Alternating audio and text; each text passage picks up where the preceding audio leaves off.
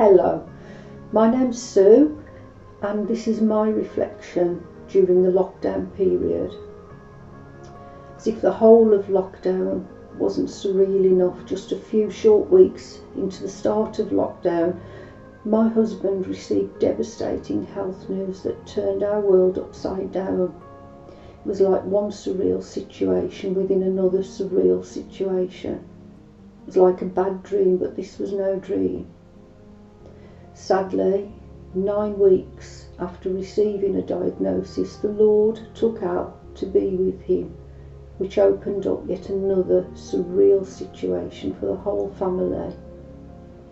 During this time, a particular passage from the Bible presented itself to me in many different ways.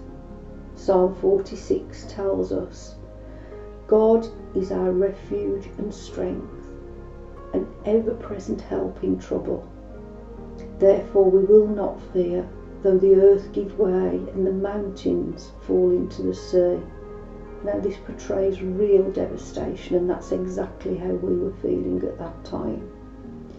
But verse 10 goes on to tell us, be still and know that I am God. And I held on tightly to this, particularly when I was feeling overwhelmed by the situation we found ourselves in. If we can be still, knowing that He's God, we put our trust in Him, and we know that He will have His loving arms around us and carry us through every situation.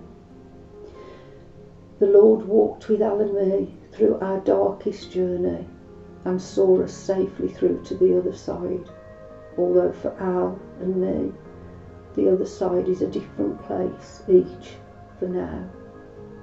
But my encouragement to others would be, whenever you're feeling overwhelmed, anxious, distressed, then just take a moment to be still and know that He's God, who is with us, come what may. God bless you all.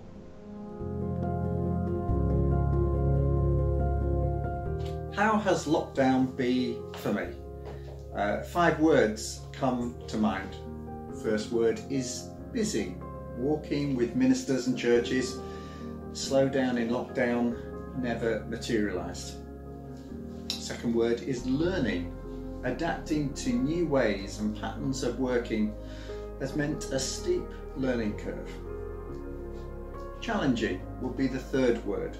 Several issues have needed addressing. Frustrating. I much prefer face-to-face conversations than screen meetings. And the fifth word is enjoyment. Being home-based and not being able to visit has meant that I've been able to spend more time with Pat. How's lockdown been for me? Well, there's a whole variety of things mixed in there.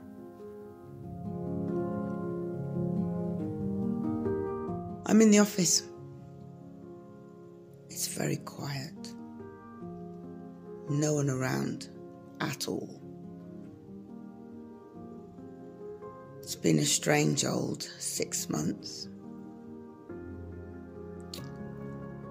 where I felt very internet dependent, and when the internet has broken, as it has on a number of occasions, I felt quite lost. Ironically, lockdown has made me feel very conscious about how I look,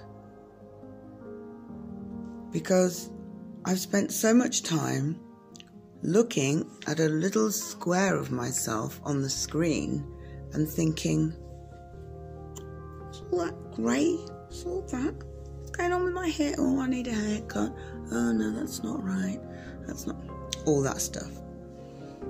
I look forward to not having to look at myself quite so many times a week, apart from in passing as I floated past a mirror in my house. I'm so grateful to God that I've had work to do, because I really don't like decorating or gardening or learning instruments and foreign languages and doing super keep fit stuff, which is what other people appear to have spent a lot of lockdown doing. Not for me. I enjoy my work and I enjoy my colleagues and all of the friends we have out there in the churches, and I really am looking forward to a more normal kind of relationship with you all. I'm missing the banter. I'm missing the hugs. See you soon. God bless.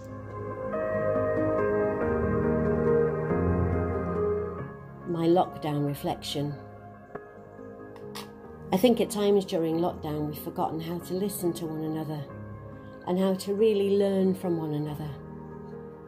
For lockdown, there's been times when I felt lost, when it should have really been a time of liberation. In lockdown, there's been a time when the ordinary has stopped and we've been asked to think outside the box and come up with things that are original, creative, things that will really change. Sadly, what I'm hearing is there's been a lot of criticism in churches about what has been done and what hasn't been done. I think sometimes we've forgotten how to care. We've forgotten how to be kind to one another, and kingdom values have not always been top of our agenda. It's been a desperate time for some, feeling detached and devastated by their lack of friendship and contact with others. I was delighted to spend some time with family, but there was also that feeling of detachment. Lockdown has been an odd time, a time when it should have been an oasis for many, but there's been that feeling of being out of control and not on top of what needs to be done.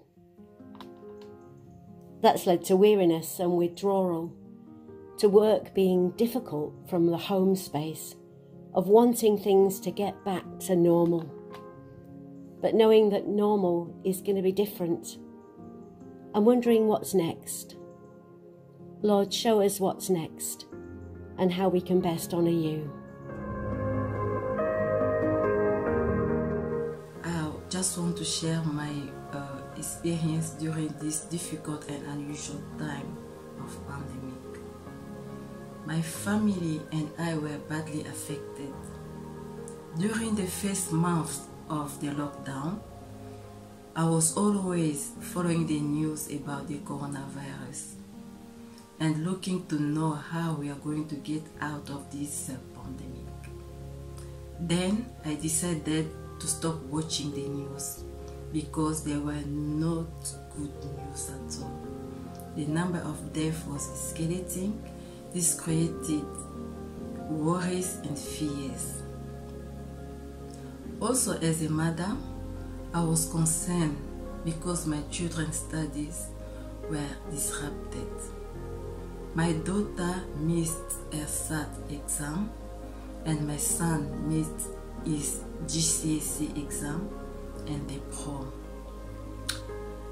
This is something that they will never forget, as they didn't have the opportunity to celebrate and to say a proper goodbye to their friends at school. It's a sad situation, but we trust in God. He is our refuge and the master of all situations. May God bless you. Lockdown. It's an uncomfortable word that we've all had to come to terms with over the last 6 months. When it first came into place, my wife Leslie was one of those who received a letter announcing that she had to shield, which was difficult because obviously we have family, we have 2 daughters, 4 grandchildren, and they're very much part of our life. And suddenly we were unable to really see them, and that was a huge pain in our hearts for that period of time, hoping that they were keeping safe. Locally, we were able to go out a little bit because where we live, we could go for walks, and we did and enjoyed that. But certainly for Leslie Going into our little local town to do shopping was a no-no, so I was the one who had to do the shopping, and I think most of the time that worked okay, but it was something which we had to learn to live with. And then that period of time came to an end. It was almost as though we felt we had pushed the pause button on the video recorder and life was on hold. And then we moved on a little bit and life became less on hold, but nevertheless was still difficult. We were able to meet family, we were able to engage and meet with family, but how strange that felt, not being able to give them a hug, give them a kiss. That sense of a splintering of the relationship. It was hard. And I came to realise that I could be spending my time continually thinking about what next, what's going to happen, where do we go from here, what does the future hold, what's this new normal going to look like? None of us know. We're at a situation even now where there could be announcements in the next few days that will affect our lives yet again. Every evening, Leslie and I meet in our chapel to do evening prayer. And some of the words of that prayer resonate within us and have given me some sense of reassurance.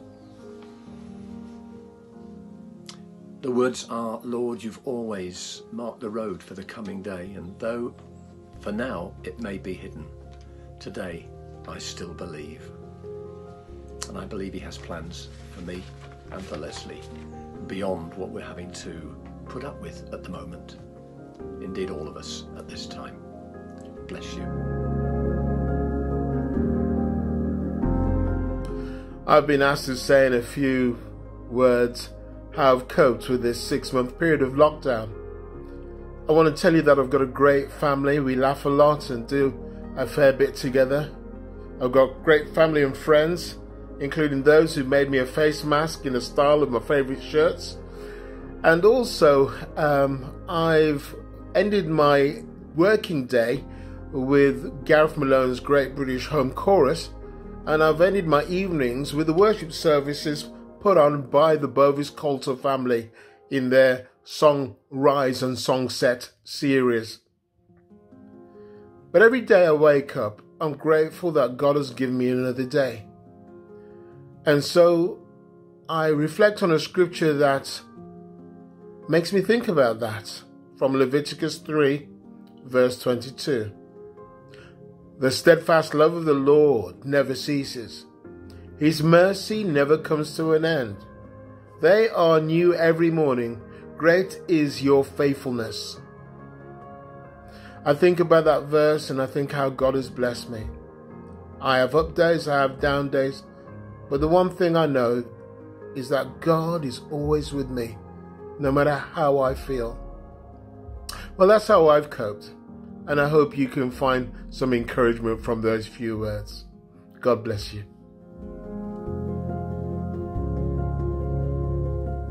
Hello folks, my name is Eddie Ryan. I have the pleasure of being the Honorary Treasurer and a Trustee of HEBA. My reflections so far are these. I didn't realise there are so many epidemiologists in the country.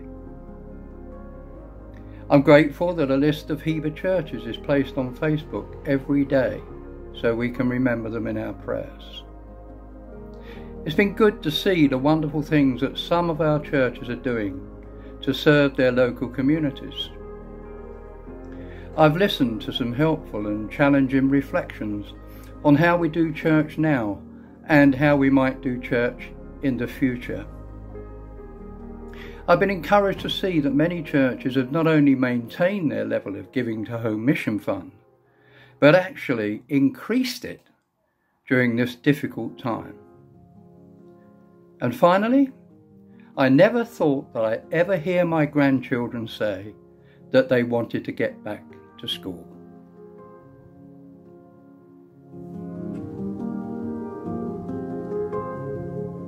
Hi, I've just got back from my daily walk around the village, and as usual, I collected the rubber band that my kind and generous postman always leaves for me halfway down my front drive. These bands are so useful, aren't they, in how they can stretch to several times their size and hold together all sorts of things. During lockdown, they've played a crucial role in my communications by fixing my phone to the music stand so that I can video myself and take part in online services and meetings. But I've noticed that the longer a band is kept at full stretch, the less flexible it becomes, and eventually it can snap. And that thought got me reflecting on our ministers and leaders across the Heber churches who have wonderfully demonstrated how flexible and adaptable they can be in these unprecedented and fast-changing conditions. We've had to learn many new skills and been stretched in ways we've never previously imagined. But if we don't also spend regular quality time resting, then our well-being and effectiveness will suffer. That's why Jesus said, "Come to me, all who are weary and burdened, and I will give you rest." So let's encourage and enable one another to rest well in these days. God bless you all.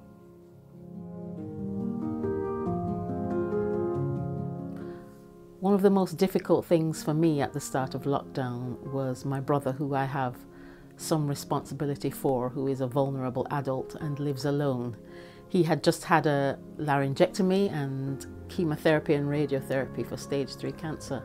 So for him to be alone in isolation at a time like that, when he was just learning to live without a voice and not be able to be with him and just spend time with him, to know he was just by himself, that was really difficult for me.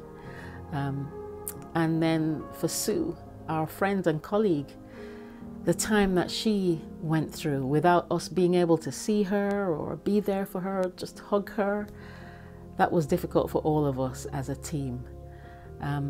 But through it all, there has been some incredibly encouraging things that have happened in this time, not least of which for me is just seeing the camaraderie between all of us as Heber churches within Heber, and beyond that as a Baptist family. Just seeing how we've been there for each other, how we've been communicating and gathering, even though we can't be with one another, that has been a blessing for me. And then I suppose, like many other people, this space to declutter my house and my heart has also been cathartic.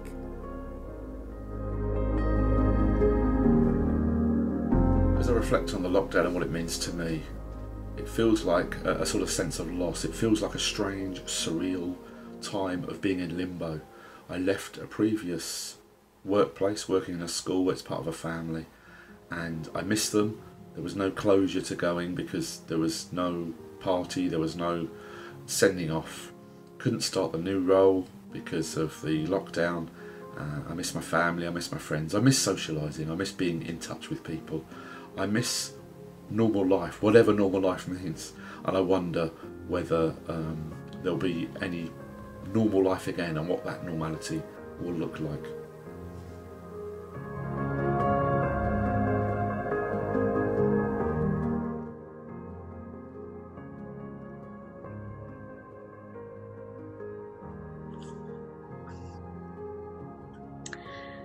This Bible reading really sums up for me what my experience of lockdown has been.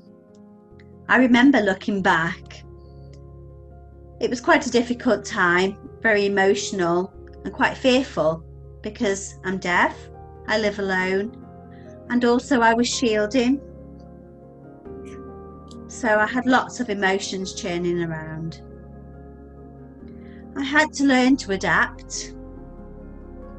And I know that I wasn't alone. God was with me.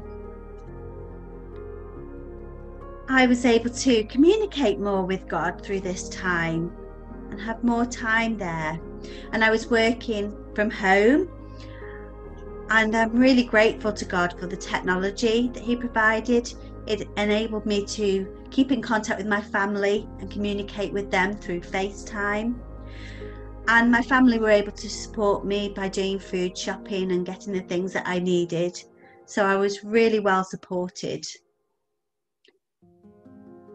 Now, I am able to go out into the community, but the problem for me is people wearing masks. It's so difficult to lip read and to see facial expressions and body language. So I've started to feel fearful again, but I know I just need to trust in him and remember that he will provide through our difficult times. He will. He is faithful. He is amazing. He is God. And I just praise him.